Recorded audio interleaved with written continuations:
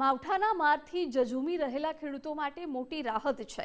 અરબી સમુદ્રમાં બનેલી વરસાદી સિસ્ટમ નબળી પડી છે। 24 કલાક બાદ ગુજરાતમાં વરસાદનું જોર ઘટશે।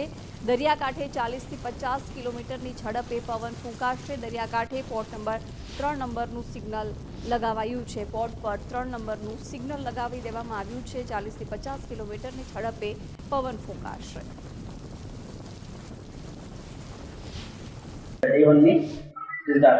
जिसमें कि ऑरेंज अलर्ट के साथ अमरेली, भावनगर, गिर सोमनाथ थी और गुजरात रीजन में है तो सूरत, भरूच, नवसारी, वलसाड, दमन, दादर नगर पड़े।